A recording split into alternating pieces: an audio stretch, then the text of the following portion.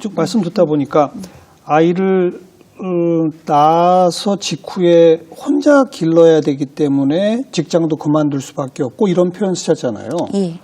그럼 그 아이를 혼자 낳는 건 아니지 않습니까? 예. 아이를 낳게 한 그 아이의 생부도 양육에 책임을 져야 하는 거 아닌가요?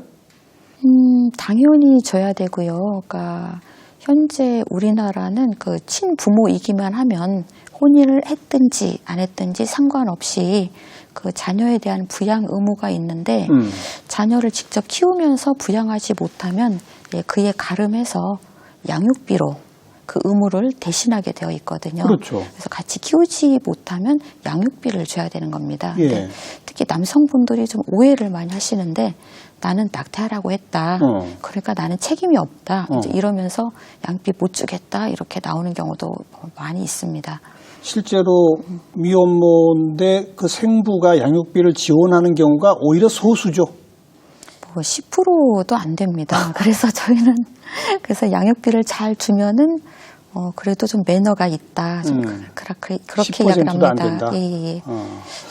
얼마 전에 바로 그런 관련해서 예. 청와대 국민청원에 히트앤드런 방지법 일명 예. 그런 청원이 올라온 적이 있었죠? 예, 있었습니다.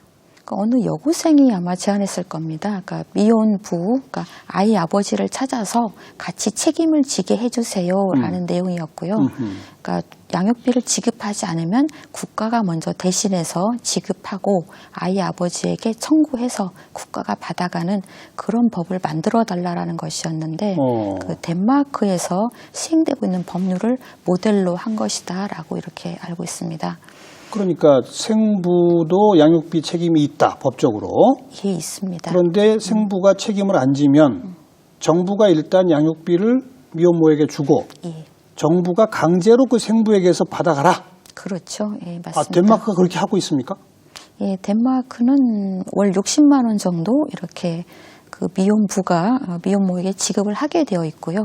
이거를 지급하지 않으면은 공공기관에 가서 신고를 하면은 그러니까 공공기관에서 양육비를 먼저 지급해주고 그리고 나서는 그 세금에서 뭐 환급을 한다라거나 아니면은 이렇게 아이 아버지가 외국으로 도망가면은 입국했을 때 바로 이렇게 잡아가지고 징수하고 이런 식으로 해서 운영하는 그 체계로 되어 있는데 이게 지금 단일 법률은 아니고 뭐 아동법, 친권법, 양육비법 이런 여러 가지 법들이 복합적으로 작용해서 이런 효과가 나타난다고 그렇죠. 합니다. 연관된 법률들을 다 합해보면 예. 말씀하신 대로 그렇게 작동을 한다. 예. 그 생부가 월급 받으면 월급에서 차압도 하고 그렇죠. 예. 강제 징수하는 그런 거니까요. 예. 예, 세금 탈루한 사람 쫓아가서 받아내듯이. 예, 비슷한 것입니다. 다른 대부분의 나라도 그러한 비슷한 법이 다 있나요? 나라에 따라 조금씩 다릅니다. 어떤 유형들이 있는지 좀 소개해 주세요. 그러니까 유럽 쪽에서는 이렇게 대지급도 있지만은, 그러니까 그 일반적으로 아이가 있으면 그냥 좀 충분하게 복지 제도로서 양육비를 좀 줘서 그냥 모든 아동에게 다 지급하는 이렇게 복지 차원에서 이렇게 지급을 하는 경우도 있습니다. 이런 경우도 있고 미국 같은 경우는 연방 정부의 양육비 이행 징수국이 있는데요. 여기서 강력한 권한을 가지고 여기서 강력한 권한이라는 것은 그 아이 아버지에 대한 그 정보에 대한 권한입니다. 네. 아이 아버지의 어떤 그 직장 관계 또는 그 세금에 대한 환급해 줄 것이 있는지 또는 예금 계좌 또는 그 보험회사까지 다 연관을 시켜서 종합적인 정보망을 통해서 정보를 파악하고 또 강제적인 조치 그 여권을 제한한다라거나 이런 식의 강제적인 조치를 통해서 좀 징수하는 이런 식으로 좀 시스템을 짜는 것도 있습니다. 네. 그리고 덴마크처럼 이렇게 대지급 제도를 적용해서 국가가 먼저 지급하고 또 강력하게 징수하는 이런 형태도 있고요. 네.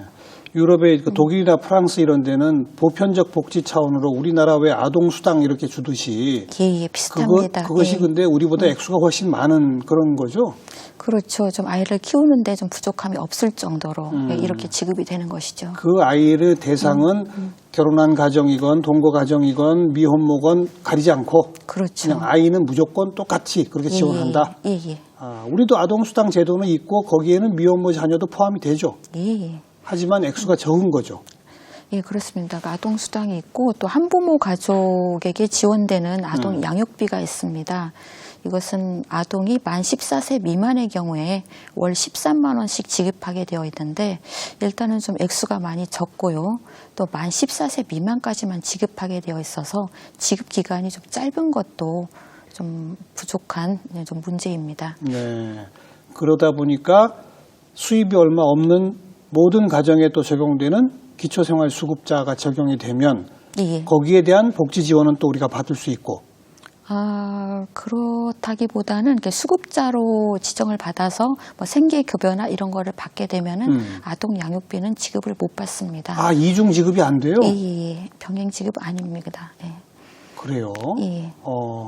그러면 직장도 못 다니고 혼자 기르고 그러다 보면 당연히 기초생활수급자 정도가 돼버릴 텐데 예. 그렇게 되면 별도의 수당은 못 받고 예. 그냥 기초생계급여만 받아서 예. 그걸로 아이를 키우고 예. 그거 갖고 부족하죠? 예, 부족하지요.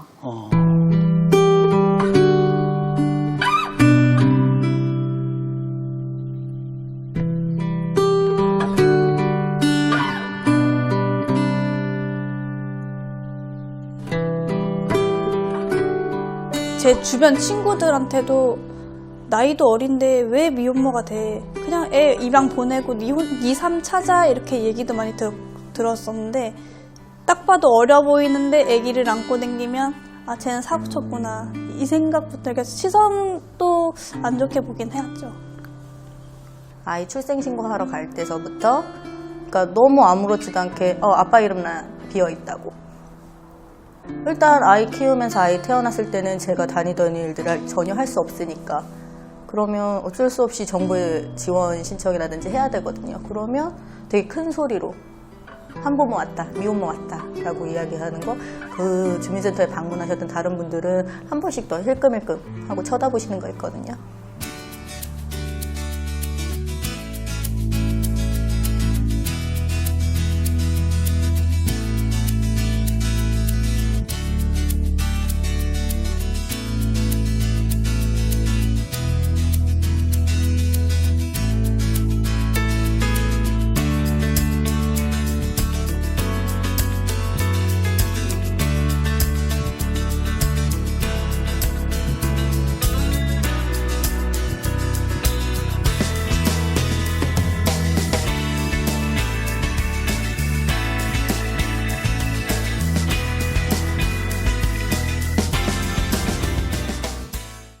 그럼 우리 사회는 어떻게 가는 게 좋다고 보십니까?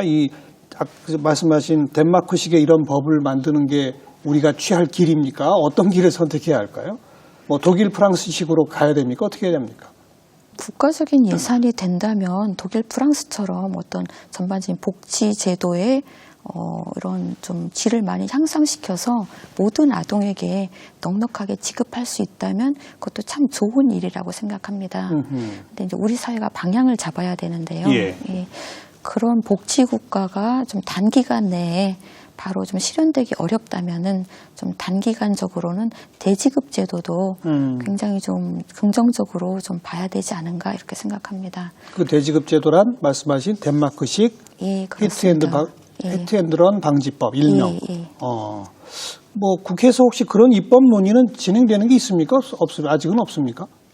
상당히 오래전부터 한 10년도 더 넘었다고 기억을 합니다만 대지급 법안은 좀 많이 좀 제출이 되어 왔었습니다. 예. 그런데 항상 문제가 이 대지급 법안은 그 예산에 문제가 걸립니다.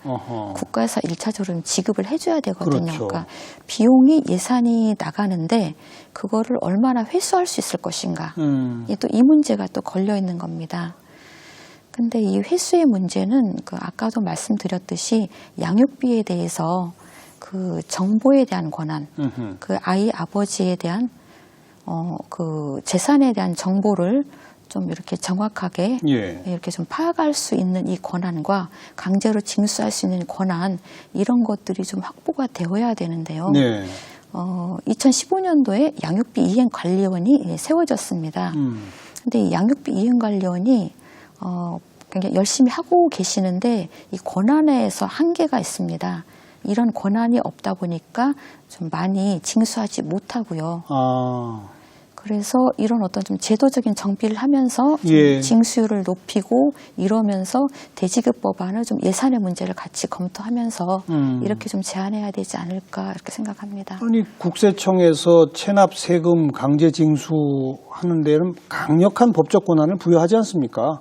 세금은 국가를 운영하는데 굉장히 중요한 재원이라고 생각을 하는 겁니다. 이제 그렇기 때문에 개인정보의 보호라는 것과 충돌하는 측면이 아하. 있습니다. 하지만 그것보다는 국가의 재정의 문제를 더 우선시해서 어떤 정보에 대한 권한이라거나 이런 것들을 부여하는 것이거든요. 그렇죠. 그런데 양육비는 아직까지도 일반적인 채권, 그러니까 어떤 개인 간에 돈 빌려주고 받는 이런 일반적인 채권의 그 성질 밖에 인정을 못 받고 있습니다. 네, 네. 그렇기 때문에 법적 절차도 그 민사 집행 절차, 그러니까 소송을 끝나고 상대방의 재산이 있는지를 파악을 해서 그 사람 명의로 된 재산이 있으면 받을 수 있고 안 그러면 그냥 어쩔 수 없는 뭐 이렇게 되어 있다 보니까 양육비에 대해서 강력한 권한을 좀 부여하기를 좀 망설이고 있는 건데요. 근데 양육비에 대해서 좀 인식을 바꿔야 됩니다. 게다가 예. 먼저 세금으로 대납을 했다면 예. 그건 국가 재정 문제 아닙니까? 예, 재정입니다. 그러면 더 강력한 강제 징수의 권한을 줘도 될 것 같은데요. 그러니까 양육비가 그러니까 일반적인 채권이 아니라 아동의 생계와 직결된 그러니까요. 예, 국가의 그 어떤 그 꿈나무죠. 꿈나무인 아동의 어떤 생활과 그 생계를 좀 좌우할 수 있는 그런 중요성을 가진 좀 채권이다라는 좀 인식이 좀 있어야 합니다. 그러면서 네. 양육비를 확보하기 위해서라면 어떤 정보의 문제나 어떤 권한의 문제를 이렇게 좀 부여하면서 양육비에 대해서 강력하게 힘을 실어주자 이런 어떤 사회적 합의가 이루어져야 하는데 이것이 아직 안 돼 있는 겁니다. 사회적 합의, 사회적 편견을 깨는 노력 이런 것들이 좀 장기적으로 지속적으로 있어야만 되지 않겠나 생각이 드는데 그러자면 우리 교육에서부터 좀 뭔가 달라져야 되지 않을까요? 교육은 뭐 가장 어떤 인식과 사고의 바탕이 되는 분야니까요. 그러니까 학교에서부터 가족에 대해서 그러니까 부부가 있고 아이가 있고 이런 가족만이 좀 어떤 정상 가정 이런 어떤 인식을 가지게 하기보다는 다양한 가족의 형태가 있을 수 있고 그 가족은 다 존중받아야 하고 또 행복하게 각 가정은 잘 지낼 수 있다. 이런 좀 교육들이 되어야 합니다. 우리 어린이들 배우는 초등학교 교과서에 이 가정의 모습 사파 그려진 거를 보면 예. 엄마 아빠의 애 둘 딱 그렇게 돼 있죠. 그런 경우가 많습니다. 예. 그냥 그것만 가르치죠. 그러니까 대신에 그런 가정에 대한 공부를 할 때 예. 이것만이 가정이 아니라 예. 한부모 가정도 있을 수 있고 동거 가정도 있을 수 있고 뭐 이런 다양한 그런 가정이 있을 수 있다는 식의 것들이 교과서에 반영이 안 돼 있죠. 뭐 조손 가정도 있을 수 있고요. 그러니까요, 조손 가정. 뭐 입양 가정도 있을 수 있고 다양한 가정의 형태가 이렇게 좀 많이 이렇게 개방적으로 받아들여질 수 있게끔 좀 편하게 인식되어야 하는데 아직 교과 과정에서는 부족한 것으로 알고 있습니다. 바로 이런 시점에서 교과서에 그런 내용이 들어가야 되지 않습니까? 예, 굉장히 좀 필요하다고 생각하고요. 교과서도 필요하고, 뭐, 저희는 공익광고 이야기도 많이 합니다만. 공익광고. 예, 그런 어떤 인식. 좀, 근데 요즘에 좀 고마운 것은 언론에서 좀 관심을 많이 가져주셔서 좀 미혼모들 이야기를 많이 하고 좀 그러고 있어서 그게 좀 다행이라고 생각합니다. 이런 다양한 형태의 가족들을 좀 소재로 하는 드라마 예. 이런 걸 좀 방영하는 것도 도움이 되겠는데요. 굉장히 큰 도움이 되지요. 그죠? 예. 근데 아직 그런 거 없었죠. 미혼모를 소재로 한 드라마는 있었을 겁니다. 제가 있었다고 기억하는데 예, 어. 미혼모를 좀 긍정적으로 이렇게 좀 그리고 있어서 예, 그것도 좀 저희 미혼모에 대한 인식을 바꾸는데 좀 도움이 많이 되었습니다. 미혼모 지원 네트워크가 하실 일이 사실은 예. 직접적으로 미혼모들의 이 상담 전화 받고 뭐 법적 도움 주고 이런 일도 하셔야 되지만 우리 사회 인식을 바꾸기 위해서는 이처럼 교육도 바꿉시다. 뭐 공공기관부터 좀 인식의 전환이 있어야 됩니다. 그리고 심지어는 전래 동화도 좀 바꿉시다. 이런 노력을 하셔야 될 것 같아요. 예, 저희가 저희는 지원단체다 보니까요. 그 당사자 조직들은 좀 직접적인 권리를 요구하고 또 지원을 많이 요청합니다만은 저는 사회적인 어떤 여건이나 제도 개선 이런 쪽으로 많이 고민을 하기 때문에 네. 어떤 제도적인 차별 이야기, 좀 개선 이야기도 많이 하고요. 사회적 인식 개선을 위한 여러 가지 프로그램 이런 활동도 하고 있습니다. 오영라 대표는 어쩌다가 이 미혼모 지원 네트워크의 대표를 맡게 되셨어요? 처음 시작하게 된 것은 제가 법무사인데 법무사세요? 예. 2010년도 무렵이었을 겁니다. 근데 미혼모들은 법적인 문제가 있어요. 그러니까 예. 아이 아버지를 정해야 하는데, 그러니까 그걸 인지라고 하는데 인지를 소송으로 하는 경우도 있고 또 양육비 소송, 또 아이의 성과 본의 결정의 문제 이런 법률적 문제들이 있어서 좀 상담을 하고 또 구체적으로 법적 절차도 지원을 하고 좀 그런 활동을 하다가 미혼모들과 인연을 맺고 활동을 시작하게 되었습니다. 네, 법률적 지원을 하다가 예. 이제는 아예 단체 대표까지. 예, 하다 보니까 좀 그렇게 되었습니다. 예. 이 단체도 결국은 후원금이나 이런 거에 의존합니까? 아니면 뭐 정부나 이런 데서 지원금이 좀 있습니까? 어때요? 후원 회원들이 좀 상당수 계셔서 예. 그 모아주는 그 기금으로 운영하는 측면도 있고요. 또 민간에서 저희가 좀 지원해주는 그 사업이 있습니다. 그 KDB 나눔재단에서 1년에 좀 상당히 많은 액수를 지원을 해주셔서 저희가 이제 트라이앵글 사업이라고 저희는 부르고 있는데 긴급한 위기 상황에 있는 미혼모를 지원해주는, 그러니까 금전적 지원도 하고 뭐 기저귀나 뭐 네. 분유, 물품 지원을 해주고 있는데 올해로 지금 4년째에 접어들고 있는데 전국적으로 1,000명 이상의 미혼모들이 이 사업을 통해서 좀 지원을 받았습니다. 그리고 또 하나는 재취업을 돕는 네. 그런 프로그램을 운영하고 있었고요. 그러니까 미혼모들이 예를 들어 바리스타를 하고 싶다, 아니면 어떤 때는 공무원 시험을 준비하고 싶다, 이제 이런 이야기를 하면은 그 계획에 맞춰서 저희가 자금을 지원해드리고 또 공부를 하러 가면은 애볼 사람이 없지 않습니까? 그렇죠. 그러니까 아이 돌보미 예. 이런 그 비용을 좀 지원해드리고 이렇게 하면서 이분이 목표하셨던 거를 이룰 수 있도록 이렇게 좀 도와주는 그런 홀로서기라는 프로그램, 이 두 가지 지원 프로그램으로 구체적인 지원을 하고 있습니다. 근데 그것도 다 민간 재단의 지원금이라고 그러셨지 않습니까? 예, 그렇습니다. 그러니까 정부나 지자체의 공공 지원금은 없는 거죠? 여성가족부에서도 좀 프로젝트에 따라서 좀 지원받는 게 있고 서울시도 이제 조금 도와주시는 게 있습니다. 아니 정작 이런 거는 공공기관을 설립해서 나서야 되지 않습니까? 예, 민간 기관에서 할 수 있는 일들이 있지만 또 공공기관에서 좀 해주셔야 되는 일들이 있습니다. 그렇죠. 그러니까 아까 제가 말씀드렸듯이 임신 초기에 정보를 제공받고 상담을 하고 이런 것은 전국적으로 좀 많이 알려져야 되고 그리고 또 공신력을 가지고 있어야 되는데 이런 사업들은 좀 공공기관에서 해주면은 그러니까요. 참 좋겠다라고 생각을 합니다. 혹시 여성가족부에서 뭐 그런 거 만들 계획 없답니까?